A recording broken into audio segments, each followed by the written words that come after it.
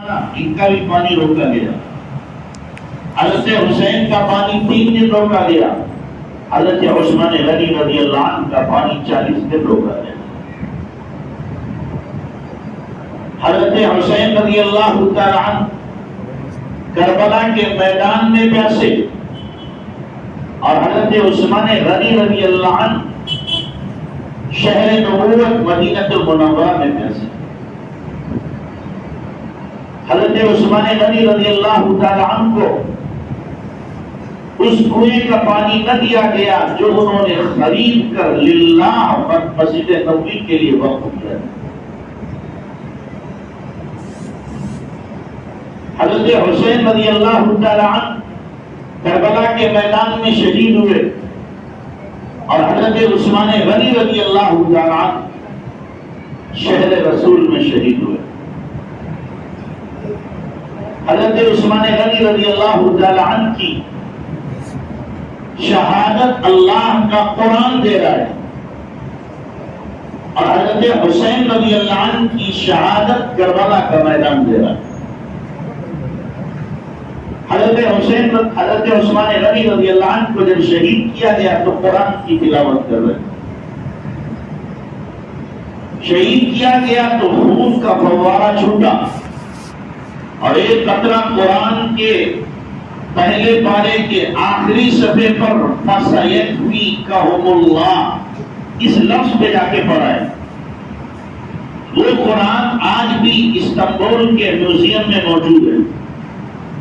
آج بھی قرآن شہادت دے رہا ہے حضرت عثمان رضی اللہ تعالی عنہ کی. یہ مظلوم شہید ہے. فَسَيَكْفِيكَهُمُ اللَّهُ اللہ ان کے لیے کافی ہو گیا. پھر اللہ نے ان ظالموں سے بدلہ لیا تھا جن ظالموں نے حضرت عثمان غنی رضی اللہ عنہ کو شہید کیا تھا. اگر حضرت حسین رضی اللہ تعالی عنہ لسان نبوت سے شہید ہیں تو حضرت عثمان غنی رضی اللہ عنہ بھی لسان نبوت سے شہید. آپ صلی اللہ علیہ وسلم بہت پہاڑ پہ پہنچے. آپ کے ساتھ میں حضرت ابوبکر، حضرت عمر، حضرت عثمان رضی اللہ عنہ نے بہت پہاڑ مارے خوشی کے جھومنے لگا. اس کے اندر جنبش پیدا ہوئی، حرکت کر رہا ہے. یہ ظاہر ہے کہ ایسی ہستیاں اس کے اوپر کبھی نہیں پہنچی ہوں گی. اللہ کا آخری نبی بہت پہاڑ پہ، ابوبکر صدیق جیسا عظیم انسان، حضرت عمر رضی اللہ عنہ جیسا عادل، حضرت عثمان غنی جیسا باحیا. جب بہت پہاڑ کے اوپر پہنچتا ہے تو ہر پہاڑ مارے خوشی کے جھومنے لگتا ہے. اللہ کے نبی جناب رسول اللہ صلی اللہ علیہ وسلم پیر کی ٹھوکر مارتے اور فرماتے اسکن یا موعد فإن علیک نبی وصدیق وشہیدان. او پہاڑوں ہٹ کے رک جا، تیرے اوپر ایک نبی ہے، ایک صدیق ہے، 2 شہید ہیں. صدیق تو نکل گئے، اللہ کے نبی بھی نبی، 2 شہید اب کون بچے؟ عثمان اور عمر. حضرت عمر رضی اللہ عنہ اچھل پڑے اور فرمایا بست ورب الکعبہ، رب کعبہ کی قسم میں کامیاب ہو گیا. نبی کی زبان سے شہادت، میرے شہید ہونے کی شہادت مل رہی ہے. نبی کی زبان میرے شہید ہونے کی گواہی دے رہی ہے، میں کامیاب ہو گیا. تو حضرت عثمان غنی رضی اللہ تعالی عنہ بھی اللہ کے نبی جناب محمد الرسول اللہ صلی اللہ علیہ وسلم کی زبان سے شہید ہے. اور آپ نے حضرت عثمان غنی رضی اللہ تعالی عنہ سے فرمایا تھا عثمان ایک وقت آئے گا کہ تو نے جو لباس خلافت کا پہنا ہے، جو جامع خلافت میں تجھے پہنا رہا ہوں اور بشارت دے رہا ہوں اس کی، لوگ تجھ سے اتارنا چاہیں گے. عثمان اس لباس کو تمہیں اتارنا نہیں، اس کو اتارنا نہیں، چنانچہ حضرت عثمان غنی رضی اللہ تعالیٰ عنہ نے جام شہادت تو نوش کیا ہے لیکن خلافت نہیں چھوڑے. اپنی وجہ سے مدینہ کے اندر خون نہیں بہنے دیا. حضرت حسن حسین آئے, حضرت علی نے بھیجا کہ جاؤ حفاظت کرو جا کے چچا کی. یہ دونوں آئے اور کہا آپ اجازت دیں ہم ان بلوائیوں کا مقابلہ کریں گے. حضرت علی خود آئے, آپ اجازت دیں ہم ان سب کو کھڑے دیں گے. بڑے بڑے اکابرین صحابہ آ کر کے اجازت مانگتے ہیں, لیکن حضرت عثمان غنی کہتے ہیں نہیں, میں اپنی وجہ سے نبی کے شہر میں خون کا قطرہ بھی نہیں مسلمانوں کا بہنے دینا چاہتا. کتنا بڑا ضرف ہے, کتنا بڑا دل ہے.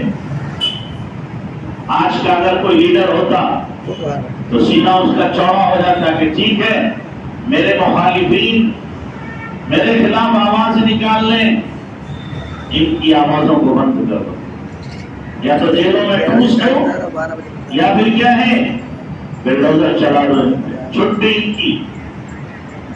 حضرت عثمان غنی رضی اللہ عنہ فرما رہے نہیں, میری وجہ سے نبی کے شہر میں خون بہے مجھے یہ گوارا ہی نہیں.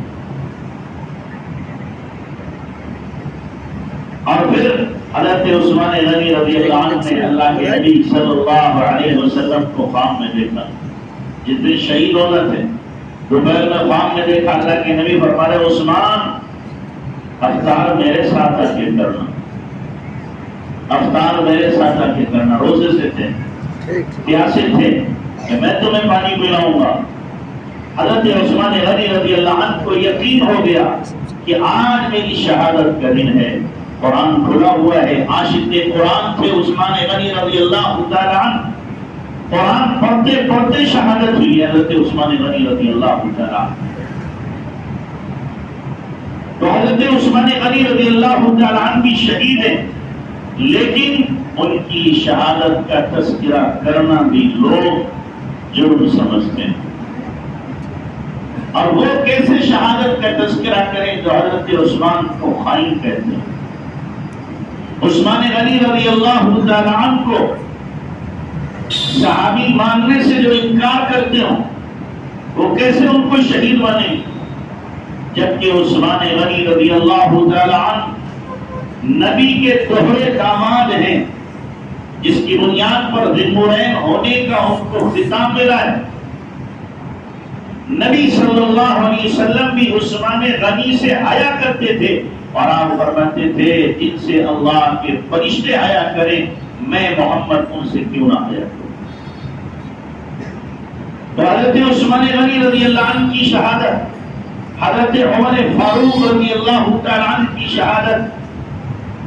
حضرت عمر فاروق رضی اللہ عنہ کہاں شہید ہوئے, کہاں پہ شہید ہوئے ہیں؟ نبی کے مصلی پر فجر کی نماز پڑھاتے ہوئے نماز کی حالت میں ظالم ابو لولو نے حضرت عمر رضی اللہ تعالی عنہ کے برشا مارا.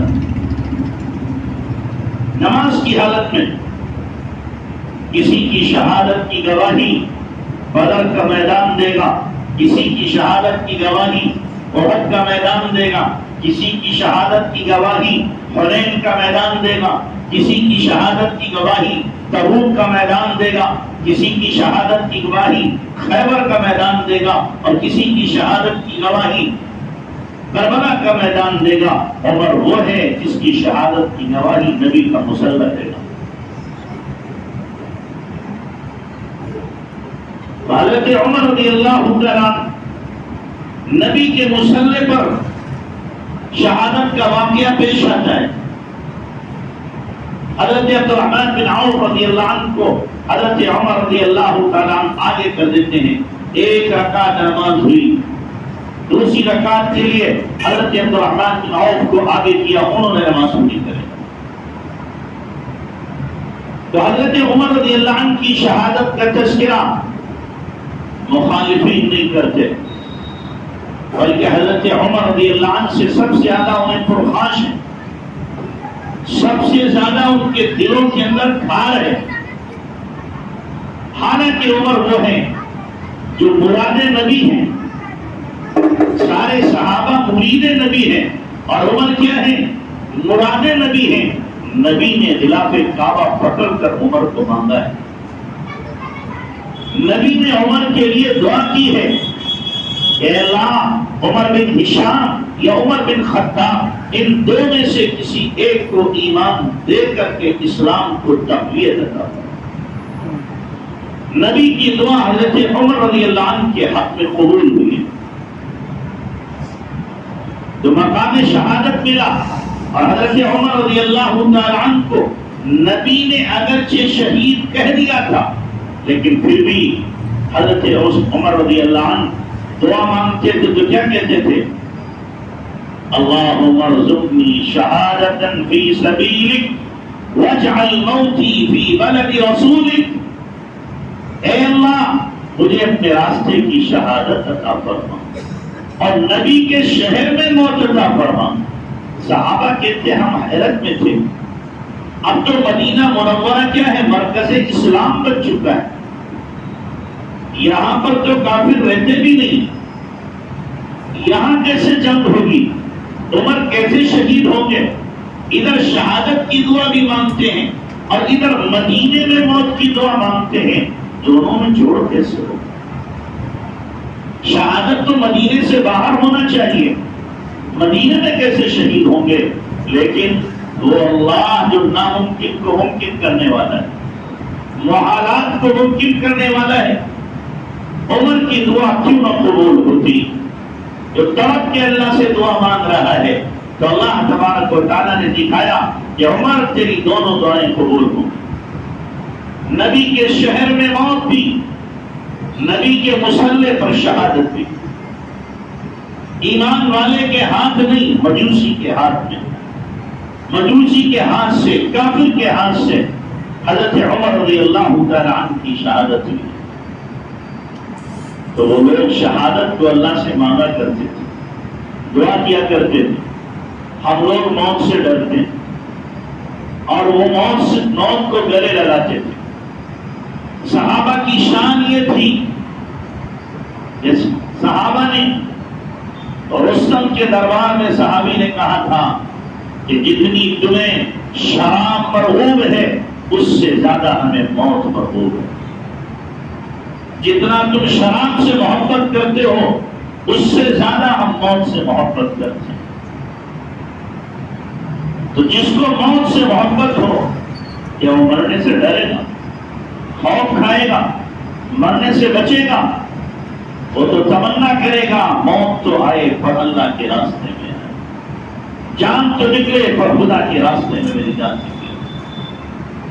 تو اللہ تبارک و تعالیٰ پھر ان کو ایسی موت دیا کرتا تھا, ایسی شہادت کی خوبصورت موت آتی تھی کہ پرچھان لگ رہا ہے, آر پار ہو رہا ہے اور کیا کہہ رہے ہیں, فزت رب الکعبہ, رب کعبہ کی قسم کامیاب ہو گیا.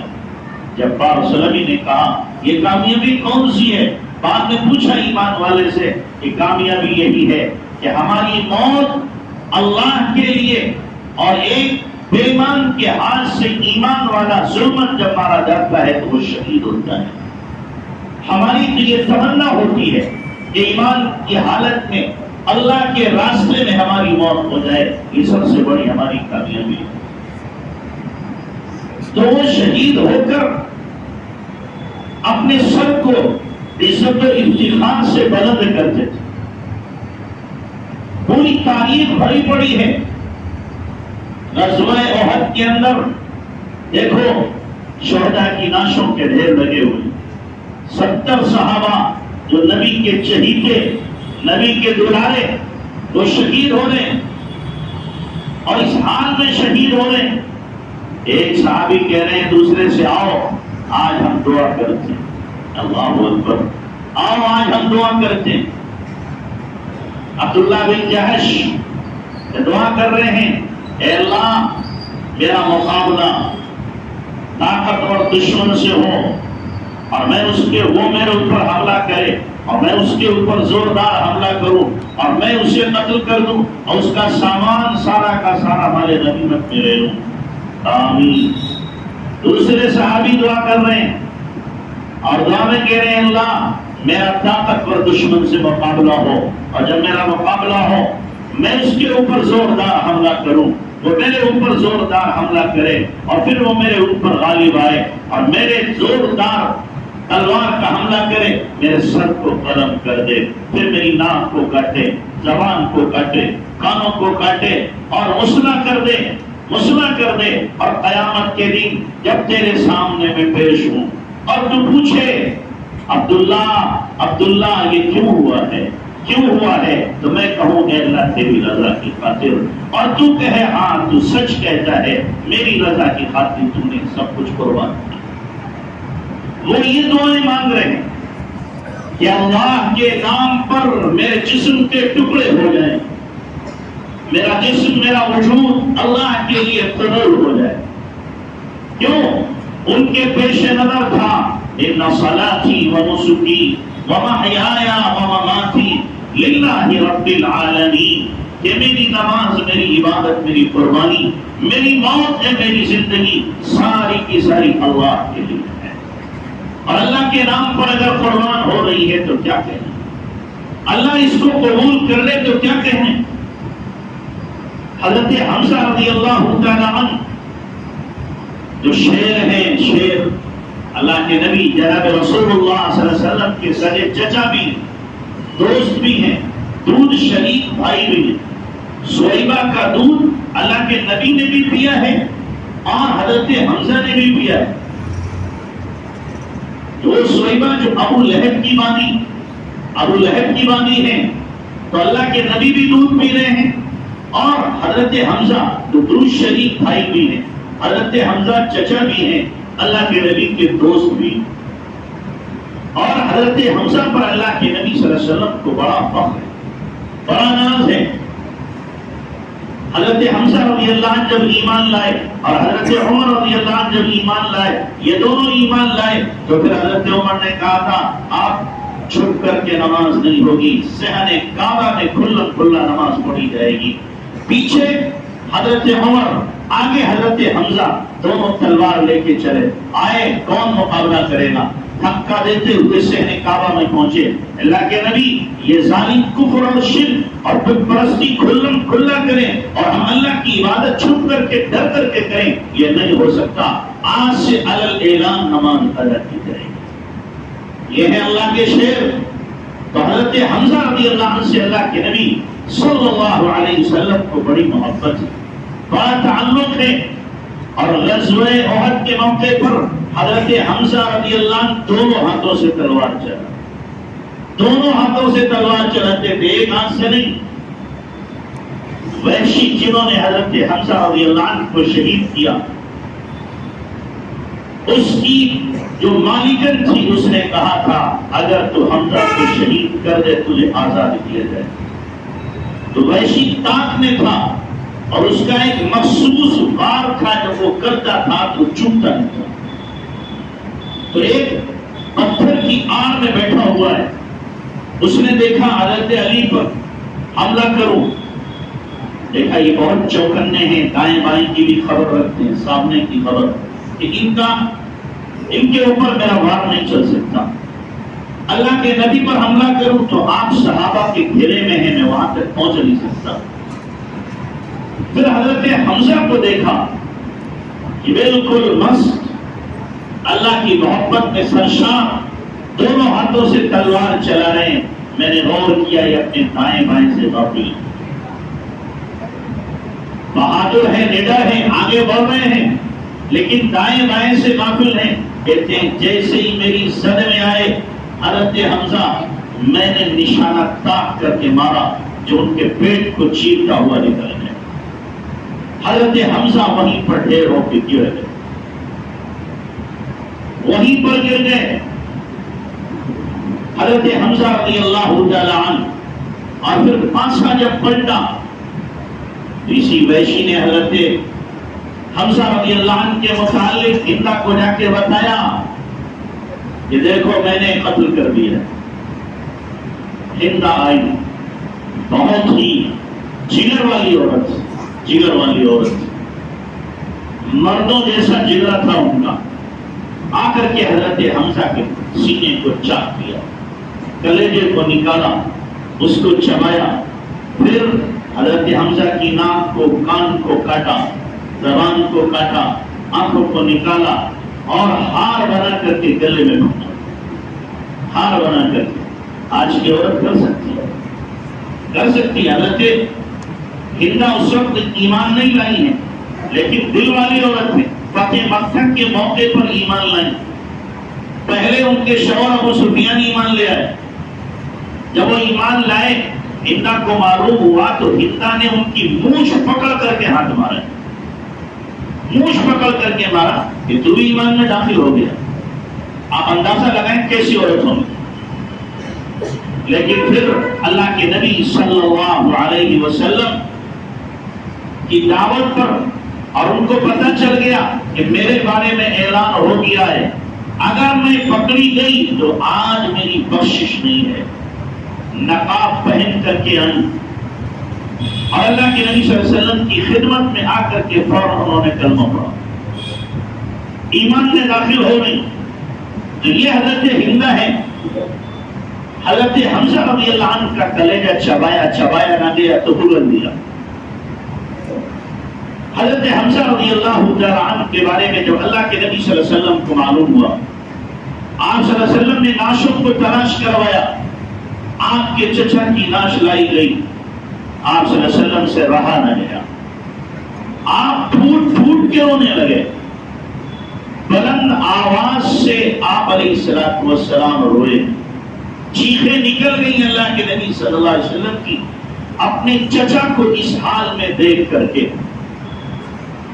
اور جب اپنے چچا کو اس حال میں دیکھا اور صحابہ کو شہید دیکھا تو اللہ کے نبی صلی اللہ علیہ وسلم نے اس وقت فرمایا تھا، میں اپنے چچا کے بدلے میں 70 کافروں کے ساتھ یہی حشر کروں گا جو میرے چچا کے ساتھ ہوا. کیا محبت ہوگی، کیسا تعلق ہوگا کہ 70 کافروں کے ساتھ یہی کروں گا. آپ نے اپنے چچا کی محبت میں مغلوب ہو کر کے جملہ کہا، پر اللہ کو پسند نہ آیا. اللہ کو پسند نہ آیا. اللہ نے قرآن اتار دیا اور فرمایا، ان عاقبتم فعاقبوا بمثل ما عوقبتم به ولئن صبرتم لهو خير للصابرين. بدلہ لینا ہے تو برابر کا بدلہ لو، زیادہ نہیں. تمہارے چچا کے ساتھ ہوا ہے، ایک کافر کے ساتھ تم کر سکتے ہو. اس وقت تک مسئلہ کرنا حرام نہیں تھا، بعد میں مسئلے کی حرمت نازل ہو گئی کہ مسئلہ کرنا کافر کا بھی حرام ہے. ایک کے ساتھ کر سکتے ہو. وَلَئِن صَبَرْتُمْ، اور اگر تم صبر کرو تو صبر کرنا یہ زیادہ بہتر ہے. اللہ کے نبی صلی اللہ علیہ وسلم کو اللہ کی مرضی کا پتہ چل گیا کہ اللہ صبر کرانا چاہتا ہے، بدلہ لینا نہیں. وَلَئِن صَبَرْتُمْ لَهُوَ خَيْرٌ لِلصَّابِرِينَ. صبر کرو تو صبر کرنا صبر کرنے والوں کے لیے بہتر ہے. آپ نے فرمایا میں بدلہ نہیں لیتا، میں صبر ہی کرتا ہوں، صبر ہی کرتا ہوں. کتنی محبت ہوگی اللہ کے نبی صلی اللہ علیہ وسلم کو حضرت حمزہ سے کہ 70 مرتبہ ان کی نماز جنازہ پڑھی ہے. حضرت حمزہ کا جنازہ رکھا ہوا، ایک جنازہ آتا ہے پڑھا جاتا ہے ہٹا دیا جاتا ہے. حضرت حمزہ کا رکھا ہوا، دوسرا آتا ہے پڑھا جاتا ہے ہٹا دیا جاتا ہے. ایک ایک کر کے 69 صحابہ کرام کے جنازے آئے. حضرت حمزہ کا جنازہ رکھا رہا. آپ ان کے جنازے کے ساتھ دوسرے جنازے کو ملا کے نماز جنازہ پڑھ رہے. 70 مرتبہ پڑھ رہے نماز جنازہ. جب سے دنیا بنی ہے اور جب تک دنیا رہے گی، اس دنیا کی تاریخ میں کوئی ایسا مبارک اور شرف والا انسان، عظمت والا انسان نہیں ہوگا کہ رب کے نبی نے جس کی 70 مرتبہ نماز جنازہ پڑھی. ایک حضرت حمزہ رضی اللہ تعالی عنہ ہیں جن کی اللہ کے نبی صلی اللہ علیہ وسلم نے 70 مرتبہ نماز جنازہ پڑھی ہے. حضرت حمزہ رضی اللہ تعالی عنہ کو دیکھنے کے لیے ان کی بہن جا رہی. آپ نے ان کے بیٹے سے کہا اپنی ماں کو روک، جائے نہیں۔ بیٹا سامنے آ گیا، اماں کو روکنا چاہا، ماں طاقتور کی دھکا دیا، آگے بڑھی۔ بیٹے نے کہا اماں نبی نے منع کیا، نبی نے منع کیا۔ جیسے ہی سنا نبی نے منع کیا، قدم جم گیا، اب آگے قدم نہیں بڑھا، واپس لوٹی۔ اللہ کے نبی سے جا کر عرض کیا آقا شاید آپ اس لیے کہہ رہے ہیں کہ میں اپنے بھائی کی ناش کو دیکھ کر برداشت نہ کر سکوں گی، گریہ کروں گی اور میں ان مرثیہ پڑھوں گی، زبان سے میری کوئی غلط جملہ نکل جائے گا، میں قابو اپنے آپ پر نہ پا سکوں گی، شاید آپ اس لیے کہہ رہے ہیں۔ آپ نے فرمایا ہاں۔ فرمایا اللہ کے نبی میں وعدہ کرتی ہوں میں صرف اپنے بھائی کا چہرہ دیکھوں گی، اس کے لیے دعا کروں گی، واپس آؤں گی، رونا دھونا کچھ نہیں۔ چنانچہ گئی، اپنے بھائی کا چہرہ دیکھا، دعا پڑھی اور واپس آئی۔ جیسا بھائی دلدار تھا، حوصلے والا تھا، بہادر تھا، بہن بھی ویسی ہی بہادر تھی۔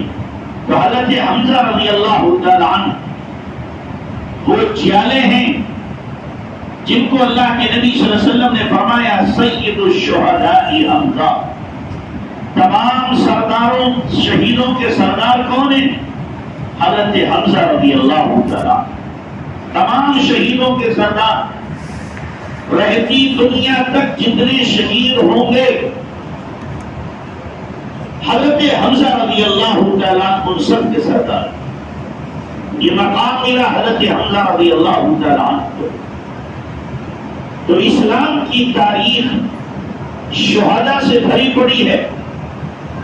اسی غزوہ احد کے موقع پر انس بن نضر رضی اللہ تعالیٰ عنہ یہ شہید ہوئے اور ان کے جسم پر اتنے وار ہوئے ہیں تیر و تلوار کے، اتنے وار ہوئے کہ ان کے چہرے کو اور جسم کو پہچانا نہیں جا رہا تھا، پہچان نہیں پا رہا کوئی۔ ان کی بہن نے گھوڑے کو دیکھ کر کے پہچانا کہ میرا بھائی، لیکن سارے وار سامنے تھے، پیٹھ پہ نہیں تھے۔ سارے وار تیر کے تلوار کے سینے پر ہیں، جسم کے اگلے حصے پر ہیں، پیٹھ پر نہیں ہے۔ کیسی بہادری، کیسی شجاعت اور کیسی دلیری اللہ تبارک و تعالیٰ نے دی تھی۔ اللہ کے نام پر قربان ہو جانا اپنے لیے صد باعث سے سعادت سمجھتے تھے کہ سب سے بڑی میری سعادت، خوشبختی اور خوش نصیبی یہ ہے کہ میرا اللہ مجھے اور میری جان کو قبول کر رہے۔ ہم جان چراتے ہیں، جان بچاتے ہیں اور وہ جان کو کھپاتے اور ڈلاتے ہیں۔ آپ اندازہ لگاؤ کہ حضرت خنسا اپنے 4 بیٹوں کو شہید کرا رہی، 4 جوان بیٹے۔ جنگ کے موقع پر رات میں سب کو بٹھایا اور بٹھا کر کہنے لگی بیٹو دیکھو میں نے تمہارے باپ کو بدنام نہیں کیا، تمہارے ماموں کو رسوا نہیں کیا، تمہارے ماموں کو رسوا نہیں کیا، میں نے تمہیں پالا پوسا اور جو بڑا کیا ہے، تربیت کی ہے، وہ اللہ کے دین کے لیے کہ تم اللہ کے دین پر قربان ہو جاؤ۔ دیکھو صبح جب دشمن سے مقابلہ ہو، چاروں پہلی صف میں رہنا، دشمن کا ڈٹ کر کے مقابلہ کرنا، اور کوئی بھی تم میں سے پیٹ پھیر کر نہ بھیجے، پیٹ پھیر کر واپس نہ آئے، سب کے سب اللہ کے نام پر ایک ایک کر کے شہید ہو جانا۔ اور اگر تم میں سے کوئی بھی پیٹ پھیر کے آیا تو سمجھ رکھنا میں اس سے ناراض ہو جاؤں گی، میں اس سے ناراض ہو جاؤں گی۔ کوئی بھی پیٹ پھیر کے نہ آئے۔ بچے جب صبح کو چلے ہیں، 4 جوان بیٹے، ماں پیچھے سے ہے اور ماں پیچھے سے رضیہ اشعار پڑھ رہی ہے، جوش بھرے اشعار پڑھ رہی ہے، اپنے بیٹوں کو جوش بھر رہی ہے، دلیرانہ اور شجاعت کے طور پر ان کے لیے اشعار پڑھ کر کے سنا رہی ہے تاکہ میرے بچوں کے اندر بھی جوش آئے، ہمت اور حوصلہ اور جذبہ پیدا ہو۔ چاروں بیٹے آگے بڑھتے ہیں اور ایک ایک کر کے شہید ہو جاتے ہیں۔ جب شہداء کی نعشیں اکٹھی کی گئی، ان چاروں بھائیوں کو اکٹھا کیا گیا، ماں چاروں کے سراہانے آ کر کھڑی ہوتی ہے اور کہتی ہے اللہ تیرا شکر ہے، اللہ تیرا شکر ہے کہ تو نے میرے بیٹوں کو قبول کر لیا، میرے بیٹوں کو قبول کر لیا۔ اللہ تیرا شکر ہے، میں نے ان بچوں کو اسی لیے پالا تھا، اسی لیے ان کو میں نے بڑا کیا تھا، آج تیرے نام پہ قربان ہو گئے، میرا دل خوش ہو گیا۔ میں بھی قیامت کے دن 4 شہید بیٹوں کی ماں کہہ کر کے بلائی جاؤں۔ یہ ان کے جذبے تھے کہ بچوں کو شہید کرا کے وہ اپنے سر کو فخر سے اونچا کرتی تھی۔ آج گھروں کے اندر اس چیز کے چرچے ہی نہیں ہوتے، اس کے تذکرے ہی نہیں ہوتے۔ صحابہ کی زندگیاں پڑھ کر کے اپنے بچوں کو سناؤ، صحابہ کی قربانیاں پڑھ کر کے اپنے بچوں کو سناؤ تاکہ وہ باہمت، باحوصلہ اور شجاع بنے، آنکھوں میں آنکھیں ڈال کر بات کرنے والے بنے، بزدلی کم ہمت نہ بنے۔ بزدلی عیب ہے، عیب۔ اسلام میں بزدلی کا کوئی مقام نہیں۔ تو اپنے بچوں کو صحابہ کی زندگی سناؤ۔ ایک صحابیہ کا بچہ حضرت زید بن حبیب بن زید، اللہ کے نبی جناب رسول اللہ صلی اللہ علیہ وسلم کا وصال ہونے والا ہے، مسلمہ کذاب ملعون نے نبوت کا دعویٰ کر دیا۔ حضرت حبیب بن زید کو بھیجا گیا کہ تم جاؤ مسلمہ کو جا کر اسلام کی دعوت دو۔ حبیب بن زید گئے، مسلمہ کو جا کر دعوت دی۔ وہ بدبخت الٹا حضرت حبیب کو دعوت دینے لگا کہ تم میری نبوت کا قائل ہو۔ حضرت حبیب بن زید نے کہا یہ کیسے ممکن ہے، تجھ کافر ملعون بدبخت بدنصیب جھوٹے کا میں قائل ہو جاؤں؟ اپنے نبی محترم صلی اللہ علیہ وسلم کی نبوت کا انکار کروں؟ یہ ممکن نہیں۔ اس نے کہا سزا بہت خطرناک دی جائے گی، ورنہ میری نبوت کو مان لے کہ ہاں جو تجھے کرنا ہے کر لے، پر تیری نبوت کا میں اقرار نہیں کر سکتا۔ چنانچہ اس مسلمہ کذاب نے ایک ہاتھ کٹوا دیا، کام مانتا ہے کہ نہیں مانتا، پھر ایک پیر کٹوایا، اب مانتا ہے کہ نہیں مانتا، دوسرا ہاتھ کٹوایا، اب مانتا ہے کہ نہیں مانتا، دوسرا پیر کٹوایا کہ اب مانتا ہے کہ نہیں مانتا، پھر پکڑ کے زبان کٹوائی کہ اب مانتا ہے، اب زبان سے جواب نہیں دے سکتے، سر ہلایا کہ نہیں تجھے نبی نہیں مان سکتا۔ اسی طریقے سے اس نے جسم کے ٹکڑے کر دیے، بوٹیاں کر دی، ایک ایک انگ کو الگ کر دیا اور پھر پورے جسم کی بوٹیاں کر کے ایک بورے میں بھرا اور بھر کر کے مدینہ ماں کے پاس بھیج دیا۔ ماں کے پاس بھیجا گیا۔ جب یہ ناش ماں کے پاس پہنچی، ماں نے اس ناش کے ٹکڑے نکالے، ہاتھ الگ ہے، پیر الگ ہے، سر الگ ہے، دڑ الگ ہے، ایک ایک انگ جدا پڑا ہوا ہے۔ بولو ماں کے دل پہ کیا گزری تھی؟ ماں کیسے برداشت کرے گی؟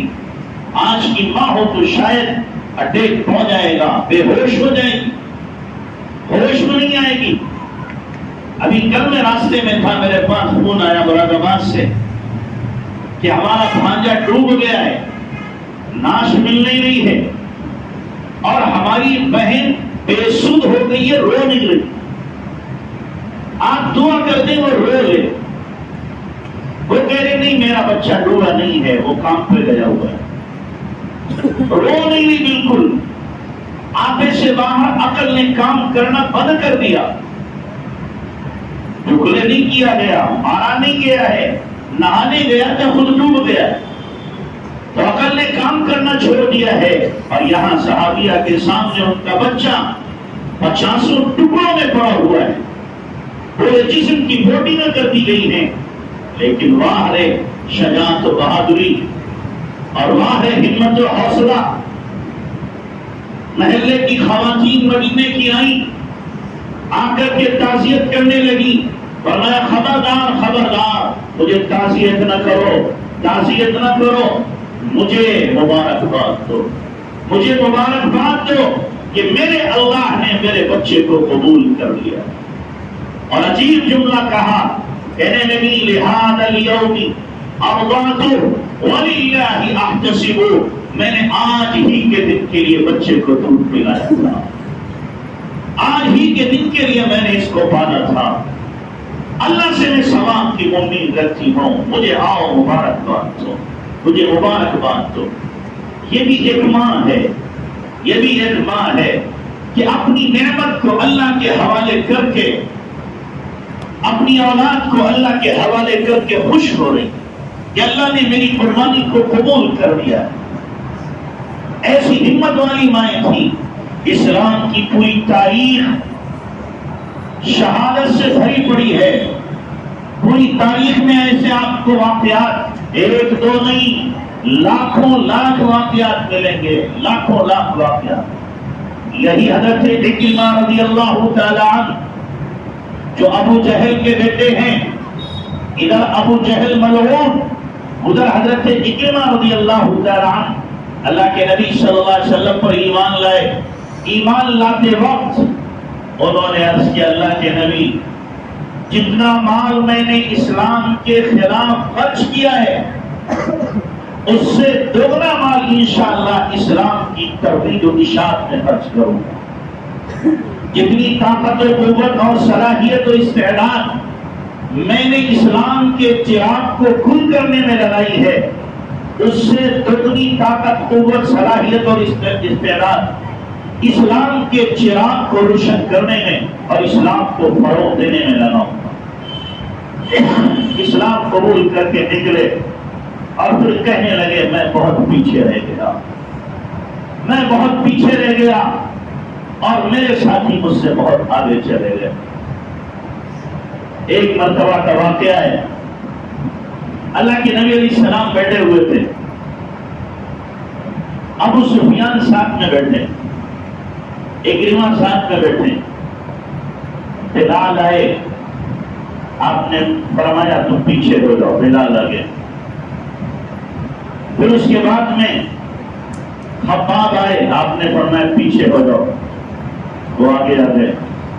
ایسے یہ فقراء صحابہ آتے گئے، اللہ کے نبی ان کو آگے کرتے گئے، ان کو پیچھے کرتے گئے، یہاں تک کہ یہ جوتے جہاں رکھے جاتے وہاں پہنچ گئے۔ کہنے لگے یہ ہمارے ساتھ کیا ہو رہا، ہم سردار ہیں، یہ فقراء ہیں، یہ غلام تھے، یہ آگے، ہم پیچھے رہ گئے۔ حضرت عمر نے فرمایا یہ یہیں پہ نہیں ہے، قیامت میں بھی ہوگا، تم اسلام میں پیچھے ہو تمہیں پیچھے رکھا جائے گا، یہ اسلام میں آگے تھے ان کو ہر جگہ آگے رکھا جائے گا۔ تو حضرت عکرمہ نے ارادہ کیا کہ نہیں مجھے بھی آگے بڑھنا ہے۔ چنانچہ حضرت عکرمہ جب مسلمہ کذاب کے خلاف جو جنگ ہوئی ہے اس میں آگے بڑھے اور دیکھا مسلمان پیچھے ہو رہے ہیں، تو حضرت عکرمہ رضی اللہ تعالی عنہ نے بلایا آؤ میرے ہاتھ پر موت پر کون بیعت کرتا ہے، موت پر کون میرے ساتھ دیتا ہے۔ چنانچہ 250 صحابہ اور تابعین ان کے ہاتھ پر موت پہ بیعت ہوتے ہیں اور زمین میں گھٹنے اپنے لگا دیتے ہیں، اور اس کے بعد میں جب تک تن میں جان رہی پیچھے نہ لوٹے یہاں تک کہ شہید ہو گئے۔ پھر حضرت خالد بن ولید نے کہا عکرمہ تو نے حق ادا کر دیا، تو نے حق ادا کر دیا۔ تو پوری ایک داستان ہے، داستان ہے جو بہت ہی خون چکا ہے، خون سے بھری ہوئی ہے، شہیدوں سے بھری ہوئی ہے۔ اللہ کرے ہمارے اندر بھی اسلام کی خاطر قربانی کا جذبہ پیدا ہو۔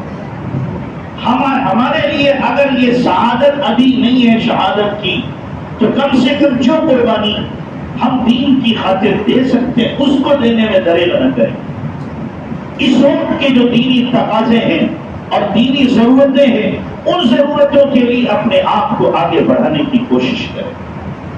جو دین کا تقاضا آئے اس پر اپنے آپ کو لبیک کہنے کے لیے تیار رہیں کہ نہیں ہم لبیک کہتے ہیں, جو بھی دینی تقاضا ہوگا ہم اس کو پورا کرنے میں پیچھے نہیں رہیں. اس وقت بہت سارے تقاضے, ہماری بچیاں مرتد ہو رہی ہیں, ان کی فکر کرنا ہماری ذمہ داری میں داخل ہے. ہماری ذمہ داری میں داخل ہے. ہمارے بچے بے راہ ہو رہے ہیں, اللہ کے باغی ہو رہے ہیں, نافرمان ہو رہے ہیں, ان کو اللہ کے گھر کی طرف لانا یہ ہماری ذمہ داری میں داخل ہے. جو باپ یہاں بیٹھے ہوئے ہیں اپنی اولاد کو دیکھیں کہ میری اولاد کی ڈگر کیا ہے, ان کا راستہ کیا ہے, وہ کدھر کو جا رہے ہیں, اسلام کے چاہنے والے بن رہے ہیں یا اسلام کے مخالف بن رہے ہیں, سنتوں کے متوالے بن رہے ہیں یا فیشن کے دلدادہ بن رہے ہیں. ہر باپ کو دیکھنے کی ضرورت ہے کہ میرا بچہ اسلام کا جذبہ اپنے اندر رکھتا ہے یا اسلام کو مٹانے کا کام کر رہا ہے. اور اگر ہم اتنا بھی نہیں کر سکتے, اپنے گھر والوں کو بھی دین پہ نہیں لا سکتے, اپنی اولاد کے ایمان کو بھی اگر ہم نہیں بچا سکتے, اپنے پڑوسی کی ایمان کو بھی نہیں بچا سکتے, پھر ہم آگے کیا کر سکتے. شہادت کا وقت آئے گا تو پھر سارے کے سارے دروازے بند کر کے اندر ہو جاؤ. جو جذبات کی قربانی نہ دے سکے, وقت کی قربانی نہ دے سکے, مال کی قربانی نہ دے سکے, کیا وہ جان کی قربانی دے دے گا؟ صحابہ نے پہلے اپنے جذبات کو قربان کیا, مال کو قربان کیا, گھر بار کو قربان کیا, آل اولاد نسلوں کو قربان کیا. اس کے بعد اب مدینہ جا کر کے جان کی قربانی کا وقت آیا. تب جان قربان کی ہے صحابہ کرام نے. تو اس لیے پہلے اپنے اندر وہ ایمان تو پیدا کرو, وہ قوت تو پیدا کرو, اپنے اندر حوصلے تو پیدا کرو, اپنی اولاد کو اس قابل بنانے کی کوشش تو کرو کہ ہماری اولاد اسلام کی خاطر قربانی دینے والی بنے. ہماری نسلوں میں ایمان کیسے باقی رہے اس کی کوشش کرنا ہماری ذمہ داری میں ہے. غیر پوری پلاننگ کے ساتھ اور پورے اپنی تدبیروں کا جال بچھا کر کے ہمارے ایمان کو چھیننے کی کوشش کر رہے ہیں. ہم کیوں خواب و غفلت میں سوئے, ہم کیوں بیدار نہیں ہو رہے, ہم کوئی تدبیر کیوں نہیں کر رہے, ہم کوئی پلاننگ کیوں نہیں کر رہے, یا کم سے کم ہم غیروں کو دعوت نہیں دے رہے ہیں تو اپنا اور اپنی نسلوں کا ایمان تو بچا سکے, ہماری نسلیں تو محفوظ رہیں. ہماری نسلوں میں اب سنت کا مذاق شروع ہو گیا ہے اور فیشن کو سینے سے لگانے والی ہماری نسلیں بن گئی. خود باپ لا کر کے وہ لباس اپنی بچیوں کو دے رہا ہے, اس کو دیکھ کر کے ایک شریف انسان کی آنکھ نہ اٹھ سکے. ماں اپنی بچیوں کو وہ لباس پہنا رہی ہے جس کو کوئی شریف انسان کبھی بھی گوارا نہیں کرے گا. ہماری اولاد خود فرائض کو ترک کر رہی ہے اور ہمیں اس کا احساس نہیں ہو رہا. ہم نے اپنی اولاد کو دنیا کے ٹھیکروں کے کمانے میں لگایا یا اللہ کے دین کے فروغ میں لگایا ہے, ہر آدمی خود فیصلہ کر سکتا ہے. ہر آدمی اپنے گریبان میں خود جھانک کر کے دیکھے میں نے اپنی اولاد کے لیے کیا فیصلہ کیا ہے. دنیا کا فیصلہ کیا یا دین کا فیصلہ کیا, کیا فیصلہ کیا ہے ہم نے, اور کیا مجھے منہ دکھانا ہے اللہ کو. ہم اللہ کا کیسے سامنا کریں گے, جناب رسول اللہ صلی اللہ علیہ وسلم کو کیا منہ دکھائیں گے. اگر آپ نے پوچھ لیا میرا دین مٹ رہا تھا, میری سنتیں سوا کی جا رہی تھی, دھکے دیے جا رہے تھے, اس وقت میں ترس نہیں آیا میری سنتوں پہ, میری زندگی پہ رحم نہیں آیا تمہیں, میں نے کیسے سنتوں کو تم تک پہنچایا تھا. کیا ہم سے جواب بن سکے, ہماری زبان کھل سکی, ہم اللہ کے نبی کی آنکھوں میں آنکھیں ڈال کے بات کر سکیں، ہمارا سر اٹھ سکے گا، اس وقت کو سوچنے کی ضرورت ہے۔ اس لیے میرے بھائیوں، شہادت کا مسئلہ تو بعد میں ہے، پہلے اپنے آپ کو دیندار بنانے کی کوشش کرو، دیندار بنانے کی کوشش کرو، اور پھر دیکھو وہ جو اپنے بچوں کو بھی بھیج رہے ہیں، اللہ کے نام پہ جا کے شہید ہو جاؤ۔ افرا کے دونوں بیٹے محافظ اور معاذ چھوٹے چھوٹے ہیں، تلوار لٹکا رہے ہیں تو زمین پہ آ رہی ہے، زمین پہ تلوار لٹک رہی ہے، اتنے چھوٹے۔ حضرت عبد الرحمن کے ایک دائیں طرف ایک بائیں طرف کھڑے، پوچھ رہے چچا جان ابو جہل کون ہے؟ کیا کرو گے؟ کیا کرو گے؟ قسم کھائی ہے تو مر جائیں گے یا مریں گے؟ کیوں؟ ہم نے سنا ہے اللہ کے نبی کو وہ گالیاں دیتا ہے، ہماری امی نے بتایا ہے، ہم قسم کھا کے آئے ہیں کہ اس کو مار کے رہے۔ نبی نے، ماں نے اپنے بچوں کے دل میں کیسی محبت نبی کی ڈالی ہوگی؟ جو معصوم بچے 13 سال 14 سال کے ہیں، وہ قسم کھا رہے ہیں کہ ہم ابو جہل کو مار کے مانیں گے۔ حضرت عبد الرحمن بن عوف کہتے ہیں دونوں نے مجھ سے کہا کہ بتاؤ ابو جہل کہاں؟ اتنے میں ابو جہل مجھے دکھا، میں نے اشارہ کیا، ہو رہا تمہارا مطلوب۔ ابو جہل صفوں کو سیدھا کر رہا تھا، ہو رہا تمہارا مطلوب کہ ایسے چھپتے ہیں جیسے کہ شکرا پرندے پہ چھپٹتا ہے۔ دونوں دوڑتے ہوئے جا رہے، بھاگتے ہوئے جا رہے، لیکن وہ گھوڑے کے اوپر تھا، یہ نیچے تھے، بچے تھے، ان کی تلوار اوپر پہنچ نہیں سکتی تھی، تو آپس میں انہوں نے مشورہ کیا چلتے ہوئے، ایسا ہے کہ تم گھوڑے کے پیر پہ تلوار مارنا، میں ابو جہل پہ تلوار ماروں۔ مشورہ کر لیا، جاتے ہی گھوڑے پہ پہلے حملہ کیا، گھوڑے کی پیر کٹا، وہ نیچے کو آیا، پھر انہوں نے ابو جہل پر حملہ کیا، وہ ٹھنڈا ہو گیا۔ اکرمہ پیچھے بیٹھے ہوئے تھے، انہوں نے ایک بار ہاتھ پہ کیا، ان کا ہاتھ چھول گیا، ہاتھ چھول گیا۔ 13-14 سال کا بچہ ہے، ایک ہاتھ سے دن بھر ایک ہی ہاتھ سے تلوار چلاتے رہے۔ شام کے وقت میں جب زیادہ پریشان ہوا، یہ ہاتھ پیر کے نیچے رکھا، جو کھال لٹک رہی تھی، یوں جھٹکا مارا اور ہاتھ کو پھینک دیا۔ ہاں، کہنا بہت آسان ہے، انگلی کٹ جائے تو چیخیں نکلتی، درد سے نیند نہیں آتی، لیکن اللہ نے ان کو اپنے دین کی آبیاری کے لیے، دین کے تحفظ کے لیے چنا تھا، اللہ نے ان کو قبول کیا تھا۔ اس لیے اپنے بچوں کے دلوں میں بھی آپ کیا کرو، نبی کی محبت، اللہ کی محبت، دین کی عظمت، قرآن کی عظمت، سنت کی عظمت، یہ بھر دو اپنے بچوں کے دلوں میں، تاکہ کبھی بھی وہ اپنے دین کا سودا نہ کر سکیں۔ اللہ ہم سب کو عمل کی توفیق عطا فرمائے۔ وآخر دعوانا الحمدللہ رب العالمین۔ دعا فرمائیے۔ یا رب یا رب یا رب، سبحان ربی الاعلی العلی الوہاب، یا رب لك الحمد كما ينبغي لجلال وجهك عظيم سلطانك، اللهم لك الحمد كما أنت أهله، وصل وسلم على سيدنا كما هو أهله، وافعل بنا ما أنت أهله، فإنك أهل التقوى وأهل المغفرة. اللهم صل على سيدنا محمد وعلى آل سيدنا محمد وبارك وسلم. ربنا ظلمنا أنفسنا وإن لم تغفر لنا وترحمنا لنكونن من الخاسرين. ربنا لا تزغ قلوبنا بعد إذ هديتنا وهب لنا من لدنك رحمة إنك أنت الوهاب. يا حي يا قيوم برحمتك نستغيث، أصلح لنا شأننا كله ولا تكلنا إلى أنفسنا طرفة عين.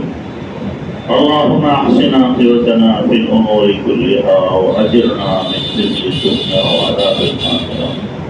اللهم إنا نسألك الهدى والتقى والعفاف والغنى.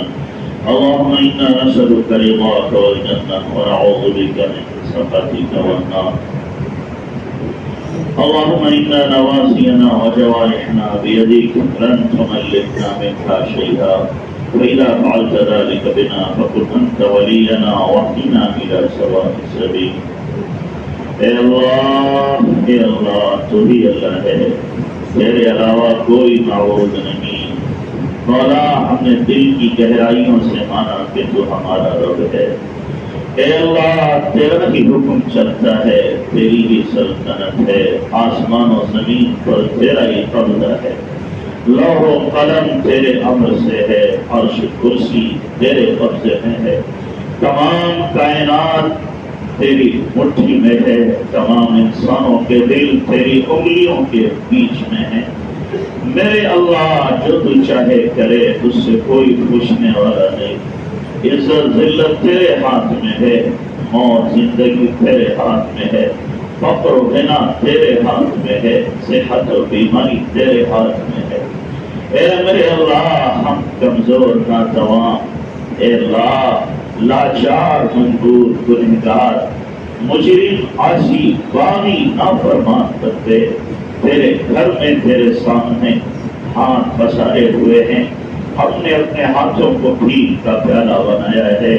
میرے اللہ ہم بھکاری ہیں تو ذاتا ہے، اے اللہ ہم سائل ہیں تو کریم آقا ہے۔ میرے پیارے اللہ ہم سے بڑا گنہگار کوئی نہیں، تجھ سے بڑا غفار کوئی نہیں۔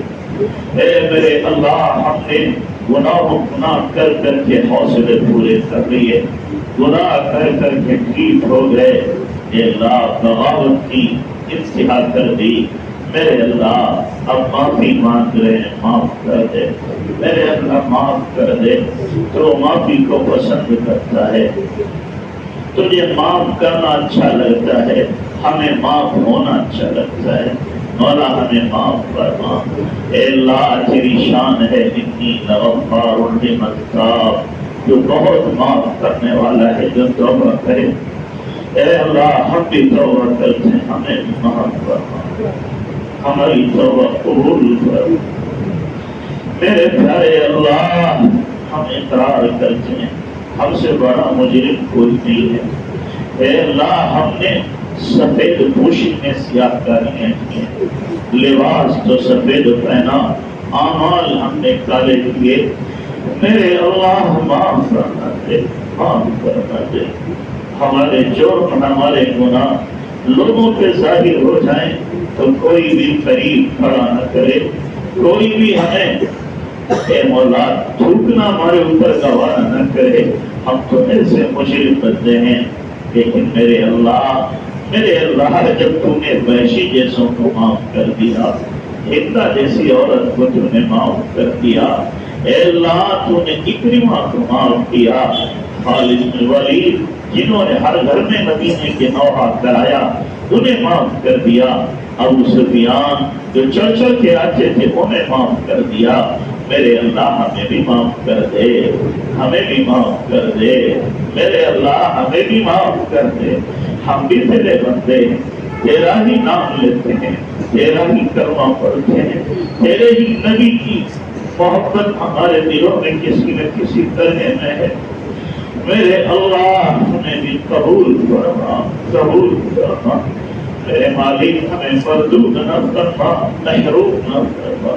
اے اللہ دینی خدمت ہم سے لے لے، ہم اگرچہ دین کی خدمت کے قابل بھی نہیں، گندے بنتے ہیں، لیکن میرے اللہ جب تو انسانوں کو چھوڑ کے ابابیلوں سے کام لے لے، اے اللہ چیٹیوں سے کام لے لیتا ہے، مولا ہم سے بھی کام لے لے، یقیناً نہ تو ہمارا محتاج نہ تیرا دین ہمارا محتاج، ہم تیرے محتاج، تیرے دین کے محتاج ہیں۔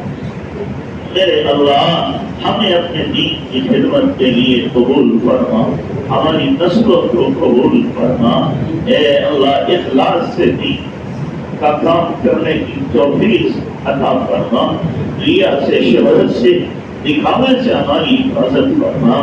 میرے اللہ نبی والے اخلاق ہمیں دے دے، صحابہ والی خوبیاں ہمیں عطا فرما دے، اے اللہ ہمیں حکمت حوصلہ عطا فرما، حسن تدبیر حسن سلیقہ عطا فرما۔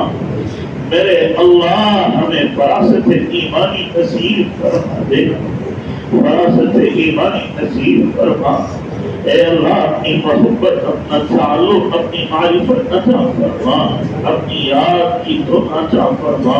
میرے پیارے اللہ ایک پیار کی نظر ڈال دے، اے اللہ تو راضی ہو جا، میرے اللہ راضی ہو جا، اے میرے اللہ بار بار امت کی نگاہیں آسمان کو اٹھ رہی ہیں، کب سے مدد آئے گی؟ اے میرے اللہ اپنی مدد نازل فرما۔ ایک تو صحیح تیرے نبی کی امت کیسی رسوا ہوئی ہے، کیسی ذلیل ہوئی ہے، دشمن نے کیسے حملے کر ڈالے۔ اے اللہ امت کی رہبری فرما، امت کی آبیاری سرسبزی شادابی کے فیصلے فرما۔ اے اللہ امت کو امت کا دین واپس کر دے، 100% امت کو 100% دین پہ کھڑا فرما، کھڑا فرما، اپنی ذات عالی کا یقین نصیب کرنا دے۔ میرے اللہ کریم آقا حق گنہگاروں کو بھی قبول فرما لے۔ میرے اللہ بہت غفلت ہو گئی، زندگی کا اکثر حصہ غفلتوں میں بیت گیا، نہیں پتا اب کتنے دن کتنے سالوں مہینے باقی ہیں۔ اللہ جو بھی باقی ہے ان کو اپنی مرضیات پہ لگانے کی توفیق عطا فرما۔ اللہ جتنے حاضرین ہیں ان کے دلوں میں جو بھی جائز مرادیں تمنائیں پوری فرما۔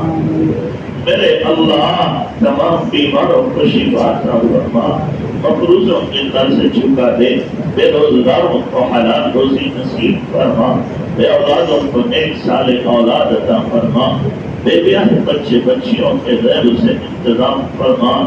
میرے اللہ میرے کریم آقا ہماری ضرورتیں تو ہم سے زیادہ جانتا ہے، مولا تمام تر حاجتیں غیب سے پوری فرما دے۔